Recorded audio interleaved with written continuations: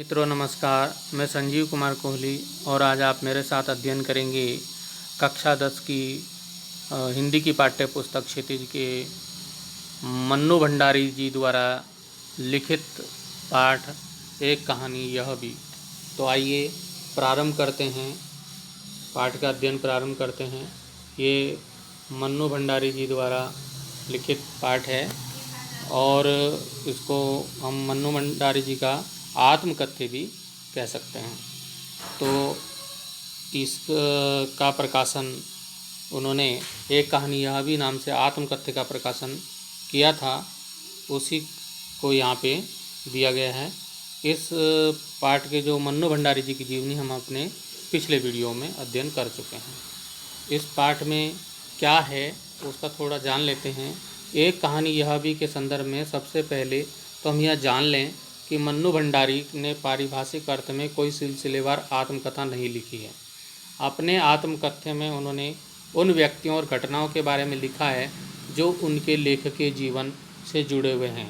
संकलित अंश में मन्नू जी के किशोर जीवन से जुड़ी घटनाओं के साथ उनके पिताजी और उनके कॉलेज की प्राध्यापिका शीला अग्रवाल का व्यक्तित्व विशेष तौर पर उभर कर आया है, जिन्होंने आगे चलकर उनके लेखकीय व्यक्तित्व के निर्माण में महत्वपूर्ण भूमिका निभाई। लेखिका ने यहाँ बहुत ही खूबसूरती से साधारण लड़की के असाधारण बनने के प्रारंभिक पड़ावों को प्रकट किया है। सन 46-47 की आज़ादी की आंधी ने मन्नू को भी अछूता नहीं छोड़ा। छोटे शहर की युवा होती लड़की ने आज़ादी की लड़ाई में जिस तरह भागीदारी की, उसमें उसका उत्साह, औज, संगठन क्षमता और विरोध करने का तरीका देखते ही बनता है। तो आइए प्रारंभ करते हैं हम पाठ का अध्ययन। पढ़ लेते हैं, इसका वाचन कर लेते हैं। अब मन्नू भंडारी जी अपने बारे में यादें करके यहाँ पे लिखना शुरू करती हैं। जन्मी तो मध्य प्रदेश के भानपुरा गांव में थी, लेकिन मेरी यादों का सिलसिला शुरू होता है अजमेर के ब्रह्मपुरी मोहल्ले के उस 2 मंजिला मकान से, जिसकी ऊपरी मंजिल में पिताजी का साम्राज्य था। मतलब पिताजी की चलती थी घर में, जहाँ वे निहायत अव्यवस्थित ढंग से फैली बिखरी पुस्तकों, पत्रिकाओं और अखबारों के बीच या तो कुछ पढ़ते रहते थे या फिर डिक्टेशन देते रहते थे। नीचे हम सब भाई बहनों के साथ रहती थी हमारी बेपढ़ी लिखी व्यक्तित्व विहीन माँ। सवेरे से शाम तक हम सब की इच्छाओं और पिताजी की आज्ञाओं का पालन करने के लिए सदैव तत्पर।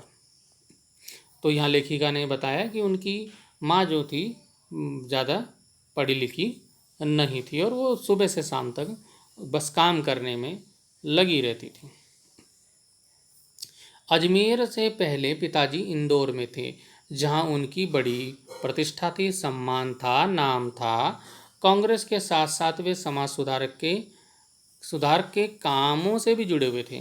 शिक्षा के वे केवल उपदेश ही नहीं देते थे, बल्कि उन दिनों 8-8, 10-10 विद्यार्थी को अपने घर रखकर पढ़ाया है, जिनमें से कई तो बाद में ऊंचे ऊंचे ओहदों पर पहुंच गए। ओहदों मतलब पदों पर पहुंच गए। ये उनकी खुशहाली के दिन थे और उन दिनों उनकी दरियादिली के चर्चे भी कम नहीं थे। एक और वे बेहद कोमल और संवेदनशील व्यक्ति थे, तो दूसरी ओर बेहद क्रोधी और अहमवादी थे। ये तो पिताजी के बारे में उन्होंने बता रही हैं मन्नू भंडारी जी। पर यह सब तो मैंने केवल सुना, देखा तब तो इन गुणों के भग्नावशेषों को ढोते पिता थे। यानी कि जब मैंने देखा तो तब उनके ये गुण समाप्त हो गए थे। एक बहुत बड़े आर्थिक झटके के कारण वे इंदौर से अजमेर आ गए थे, जहां उन्होंने अपने अकेले के बलबूते और हौसले से अंग्रेजी हिंदी शब्दकोश विषयवार के अधूरे काम को आगे बढ़ाना शुरू किया, जो अपनी तरह का पहला और अकेला शब्दकोश था। इसने उन्हें यश और प्रतिष्ठा तो बहुत दी, पर अर्थ नहीं। अर्थ माने धन, और शायद गिरती आर्थिक स्थिति ने ही उनके व्यक्तित्व के सारे सकारात्मक पहलुओं को निचोड़ना शुरू कर दिया। सिकुड़ती आर्थिक स्थिति के कारण और अधिक विस्फारित उनका अहम उन्हें इस बात तक की अनुमति नहीं देता था कि वे कम से कम अपने बच्चों को तो अपनी आर्थिक विवशताओं का भागीदार बनाएं।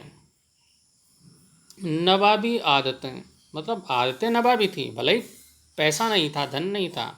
नवाबी आदतें, अधूरी महत्वाकांक्षाएं, हमेशा शीर्ष पर रहने के बाद हाशिए पर सरकते चले जाने की यातना, क्रोध बनकर हमेशा माँ को कंपाती थरथराती रहती थी।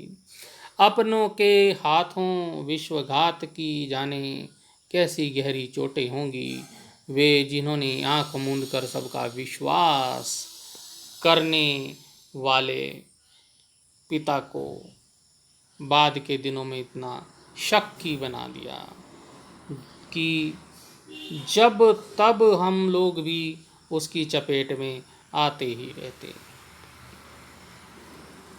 पर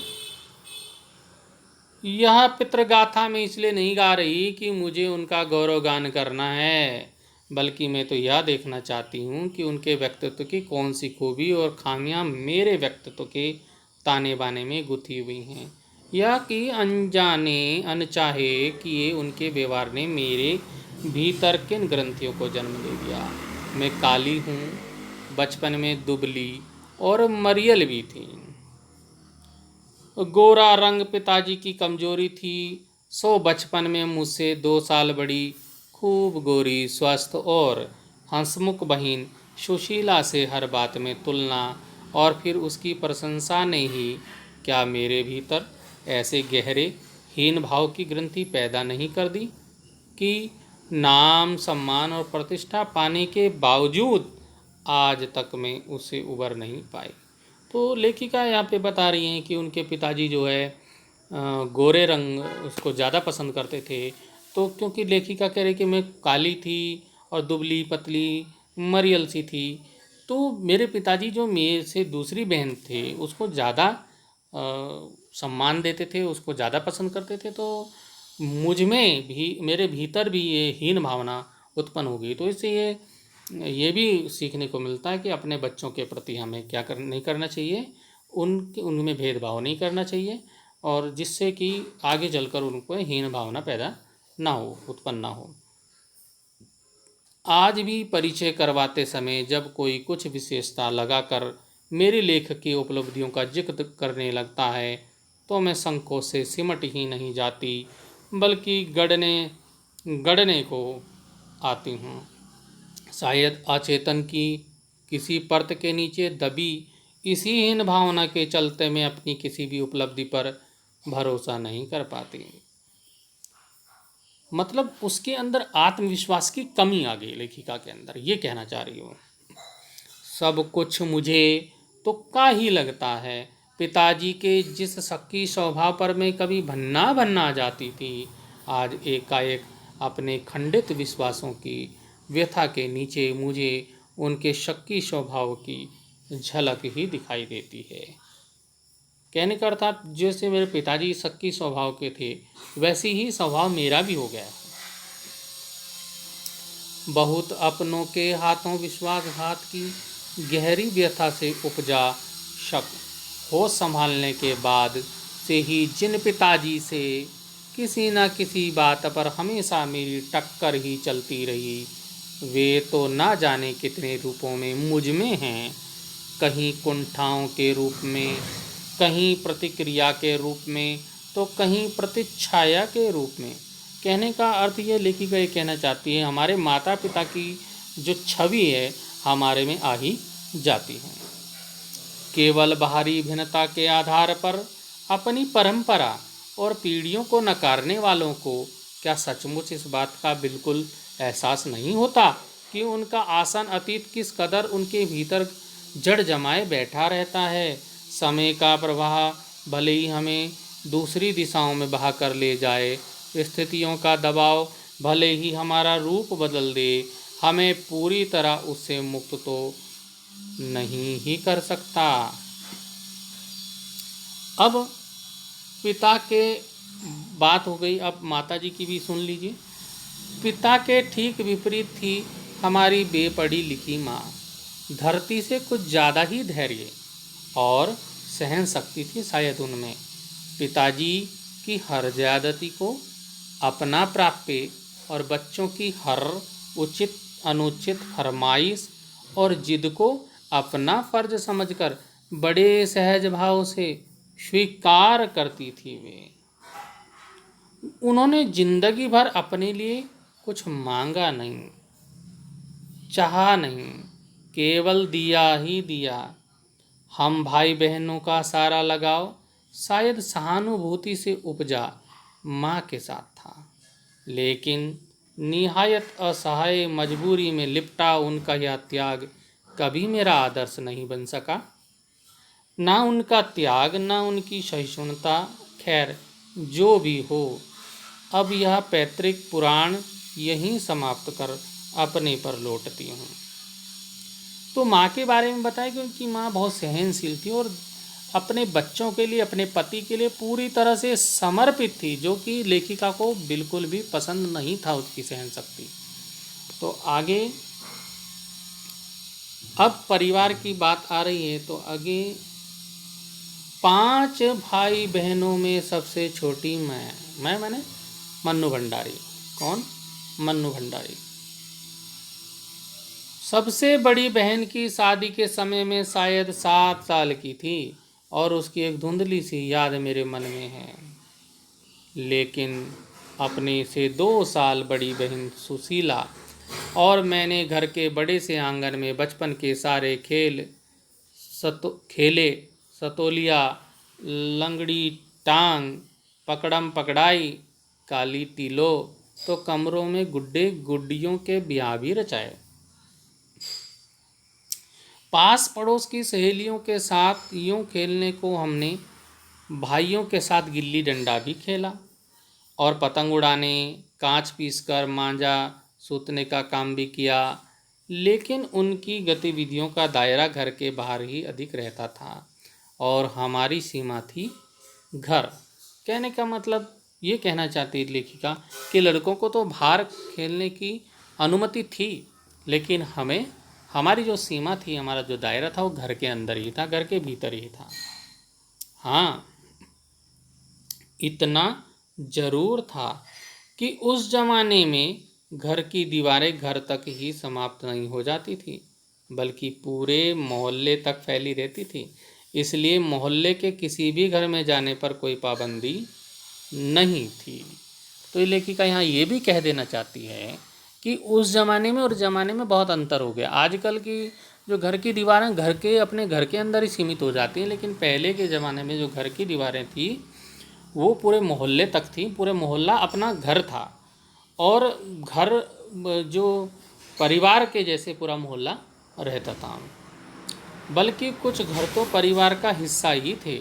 आज तो मुझे बड़ी शिद्दत के साथ यह महसूस होता है कि अपनी ज़िंदगी को जीने के इस आधुनिक दबाव ने महानगरों के फ्लैट में रहने वालों को हमारे इस परंपरागत पड़ोस कल्चर से विच्छिन्न करके हमें कितना संकुचित, असहाय और असुरक्षित बना दिया है।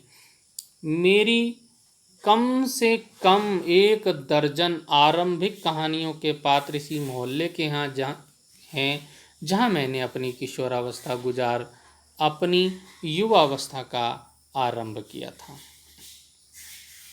1-2 को छोड़कर उनमें से कोई भी पात्र मेरे परिवार का नहीं है। बस इनको देखते सुनते उनके बीच ही मैं बड़ी हुई थी, लेकिन इनकी छाप मेरे मन पर कितनी गहरी थी, इस बात का एहसास तो मुझे कहानियाँ लिखते समय हुआ। इतने वर्षों के अंतराल ने भी उनकी भावभंगिमा, भाषा किसी को भी धुंधला नहीं किया था और बिना किसी विशेष प्रयास के बड़े सहज भाव से वे उतरते चले गए थे। उसी समय के दा साहब अपने व्यक्तित्व की अभिव्यक्ति के लिए अनुकूल परिस्थितियां पाते ही महाभोज में इतने वर्षों बाद कैसे एकाएक जीवित हो उठे, यह मेरे अपने लिए भी आश्चर्य का विषय था, एक सुखद आश्चर्य का। तो लेखिका बताना चाह रही है कि जो बचपन की यादें हैं वो उनकी छाप मन पर ऐसी पड़ जाती है कि वो हटती नहीं है हमेशा के लिए। तो उन्होंने कहा कि मेरी जो कहानियाँ हैं, उनके जो पात्र हैं, वो उन्हीं धुंधली यादों से लिए गए हैं। उस समय तक हमारे परिवार में लड़की के विवाह के लिए अनिवार्य योग्यता थी उम्र में 16 वर्ष और शिक्षा में मैट्रिक। सन 44 में सुशीला ने यह योग्यता प्राप्त की और शादी करके कोलकाता चली गई। दोनों बड़े भाई भी आगे पढ़ाई के लिए बाहर चले गए। इन लोगों की छत्र छाया के हटते ही पहली बार मुझे नए सिरे से अपने वजूद का एहसास हुआ। पिताजी का ध्यान भी पहली बार मुझ पर केंद्रित हुआ। लड़कियों को जिस उम्र में स्कूली शिक्षा के साथ साथ सुघड़ गृहिणी और कुशल पाक शास्त्री बनाने के नुस्खे जुटाए जाते थे, पिताजी का आग्रह रहता था कि मैं रसोई से दूर ही रहूं। क्यों? रसोई को वे भटियार खाना कहते थे और उनके हिसाब से वहाँ रहना अपनी क्षमता और प्रतिभा को भट्टी में झोंकना था। तो यहाँ परीक्षा में कभी कभी प्रश्न आता भी है कि लेखिका के पिताजी ने वो उसको रसोई घर को भटियार खाना क्यों कहा है यहाँ पर, तो इसका उत्तर यहाँ से आप लिख सकते हैं। घर में आए दिन विभिन्न राजनीतिक पार्टियों के जमावड़े होते थे और जमकर बहसें होती थी। बहस करना पिताजी का प्रिय शगल था। चाय पानी या नाश्ता देने जाती तो पिताजी मुझे भी वहीं बैठने को कहते। वे चाहते थे कि मैं भी वहीं बैठूं, सुनूं और जानूं कि देश में चारों ओर क्या हो रहा है। देश में हो भी तो कितना कुछ रहा था। सन 42 के आंदोलन के बाद से तो सारा देश जैसे खौल रहा था। विभिन्न राजनीतिक पार्टियों की नीतियां, उनके आपसी विरोध या मतभेदों की तो मुझे दूर दूर तक कोई समझ नहीं थी। हाँ, क्रांतिकारियों और देशभक्त शहीदों के रोमानी आकर्षण, उनकी कुर्बानियों से जरूर मन आक्रांत रहता था। सो 10वीं कक्षा तक आलम यह था कि बिना किसी खास समझ के घर में होने वाली बहसें सुनती थी और बिना चुनाव किए, बिना लेखक की अहमियत से परिचित हुए किताबें पढ़ती थी। लेकिन सन 45 में जैसे ही 10वीं पास करके मैं फर्स्ट ईयर में आई, हिंदी की प्राध्यापिका शीला अग्रवाल से परिचय हुआ। सावित्री गर्ल्स हाई स्कूल, जहां मैंने ककहरा सीखा, 1 साल पहले ही कॉलेज बना था और वे इसी साल नियुक्त हुई थी। उन्होंने बाकायदा साहित्य की दुनिया में प्रवेश करवाया। मात्र पढ़ने को चुनाव करके पढ़ने में बदला, खुद चुन चुन कर किताबें दी, पढ़ी हुई किताबों पर बहसें की, तो 2 साल बीतते ना बीतते साहित्य की दुनिया शरत प्रेमचंद से बढ़कर जैनेन्द्र, अज्ञे, यशपाल, भगवती चरण वर्मा तक फैल गई। ये सब हिंदी के महान लेखक हुए हैं और फिर तो फैलती ही चली गई। उस समय जैनेन्द्र जी की छोटे छोटे सरल सहज वाक्यों वाली शैली ने मुझे बहुत आकृष्ट किया था। सुनीता उपन्यास बहुत अच्छा लगा था। अज्ञे जी का उपन्यास शेखर एक जीवनी पढ़ा जरूर, पर उस समय वह मेरी समझ के सीमित दायरे में समा नहीं पाया था। कुछ सालों बाद नदी के द्वीप पढ़ा तो उसने मन को इस कदर बांधा कि उसी झोंक में शेखर को फिर से पड़ गई और इस बार कुछ समझ के साथ। यह शायद मूल्यों के मंथन का युग था। पाप पुण्य, नैतिक अनैतिक, सही गलत की बनी बनाई धारणाओं के आगे प्रश्न चिन्ह ही नहीं लग रहे थे। उन्हें ध्वस्त भी किया जा रहा था। इसी संदर्भ में जैनेन्द्र का त्यागपत्र, भगवती बाबू का चित्रलेखा पढ़ा। शीला अग्रवाल के साथ लंबी लंबी बहसें करते हुए उस उम्र में जितना समझ सकती थी समझा। शीला अग्रवाल ने साहित्य का दायरा ही नहीं बढ़ाया था, बल्कि घर की चार दीवारी के बीच बैठकर देश की स्थितियों को जानने समझने का जो सिलसिला पिताजी ने शुरू किया था, उन्होंने वहाँ से खींचकर उसे भी स्थितियों की सक्रिय भागीदारी में बदल दिया। सन 46-47 के दिन वे स्थितियाँ, उसमें वैसे भी घर में बैठे रहना संभव था भला। प्रभात फेरियाँ, पड़तालें, जुलूस, भाषण, हर शहर का चरित्र था और पूरे दम खम और जोश खरोश के साथ इन सब से जुड़ना हर युवा का उन्माद में भी युवा थी। और शीला अग्रवाल जी की जोशीली बातों ने रगों में बहते खून को लावे में बदल दिया था। तो उसका स्थिति यह हुई कि एक बवंडर मचा हुआ था और एक घर में। क्या मतलब हुआ कि स्थिति यह हुई कि उससे क्या हुआ कि मन में क्या हो गया, एक बवंडर मच गया। और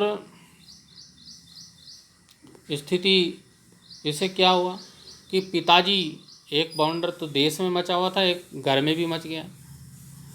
पिताजी की आज़ादी की सीमा यहीं तक थी कि उनकी उपस्थिति में घर में आए लोगों के बीच उठूं, बैठूं, जानूं, समझूं, हाथ उठा कर नारे लगाती, हड़तालें करवाती, लड़कों के साथ शहर की सड़कें नापती लड़की को वो अपनी सारी आधुनिकता के बावजूद बर्दाश्त करना उनके लिए मुश्किल हो रहा था। तो किसी की दी हुई आज़ादी के दायरे में चलना मेरे लिए मुश्किल हो रहा था, ये लेखिका कहती हैं।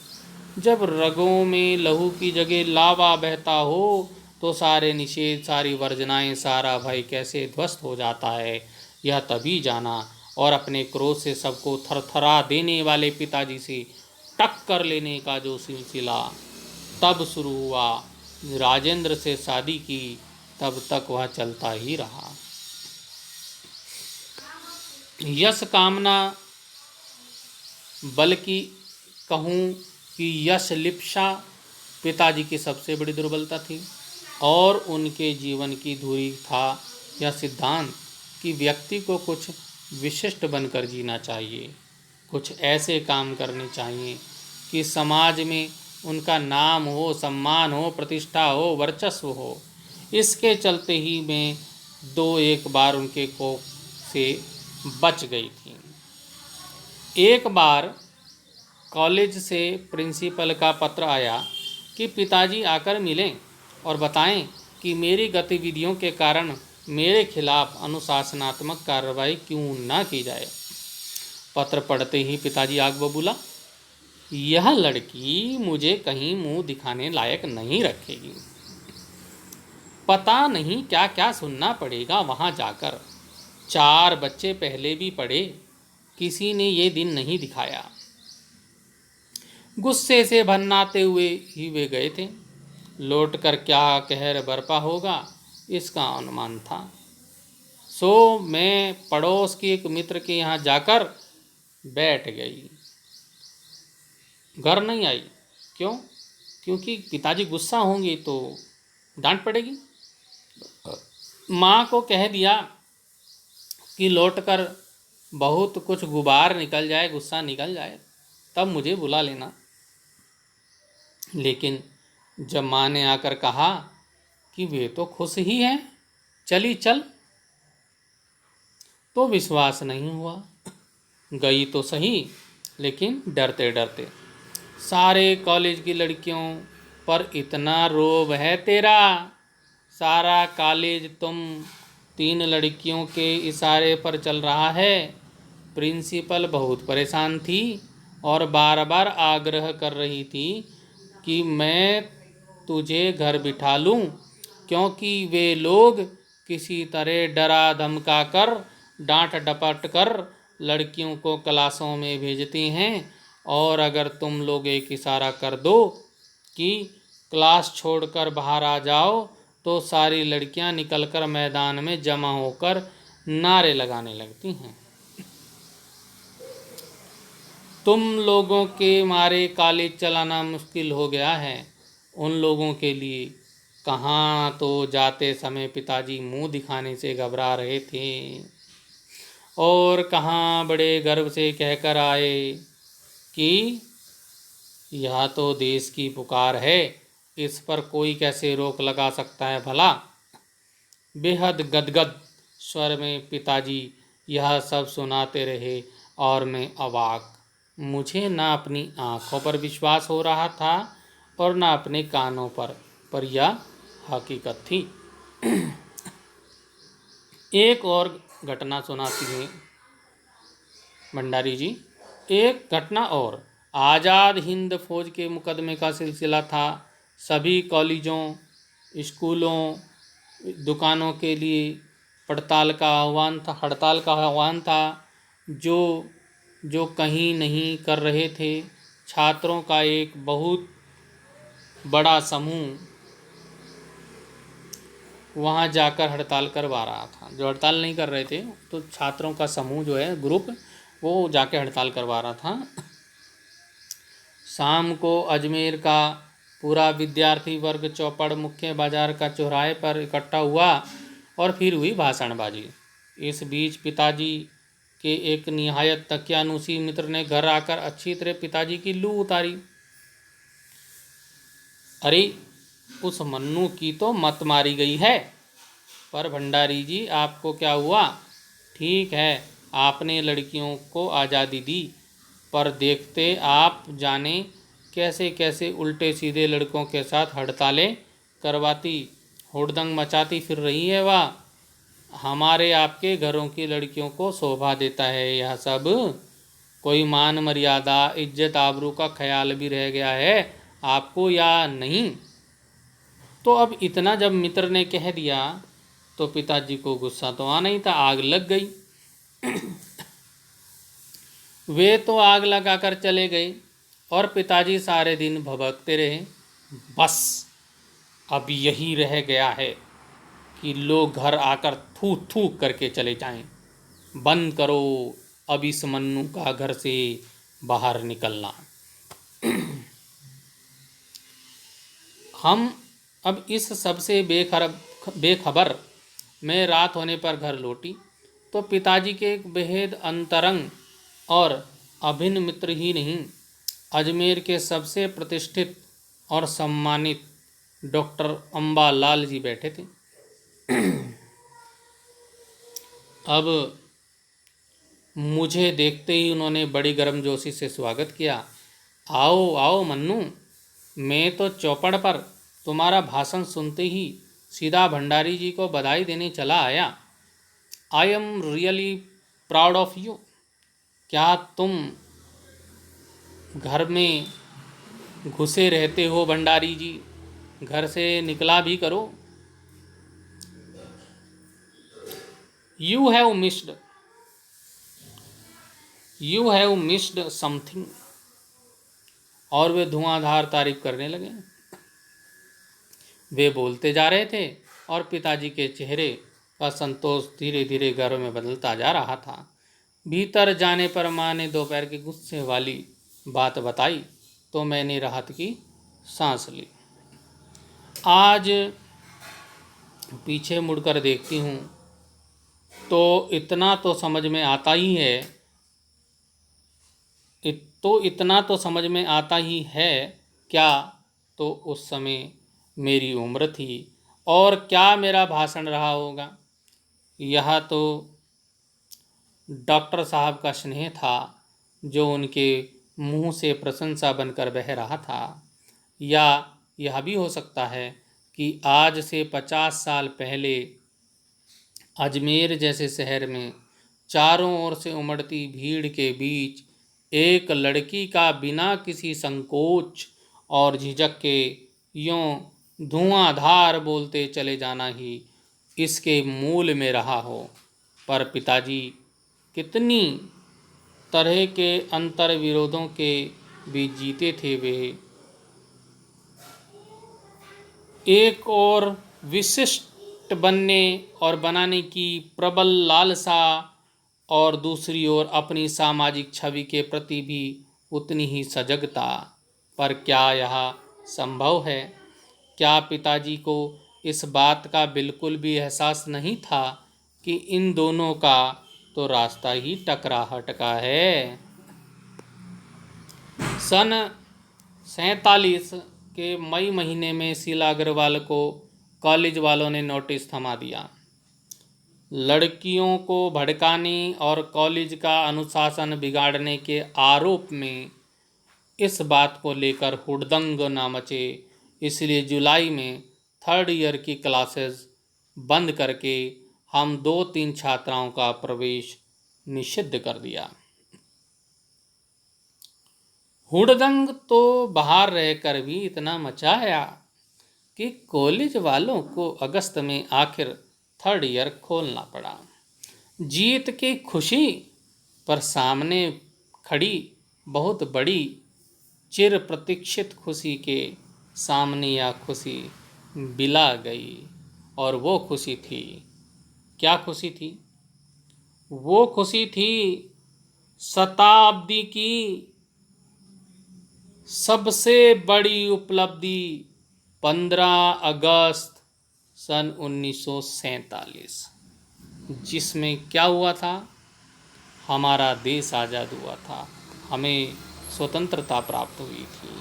तो ये खुशी सारी खुशियों से बढ़कर थी। इसी पर अपने इस आत्मकथ्य का जो इस प्रकाशन में जो ये आत्मकथ्य एक कहानी यह भी शीर्षक से मन्नू भंडारी जी ने लिखा है। तो ये हमारा पाठ यहाँ पे संपन्न होता है, पूर्ण होता है। वीडियो काफ़ी बड़ा हो गया है, तो हम अगले पाठ में अगले वीडियो में हम इस पाठ के अभ्यास प्रश्नोत्तरों का अध्ययन करेंगे। तब तक के लिए संजीव कुमार कोहली को दीजिए इजाज़त।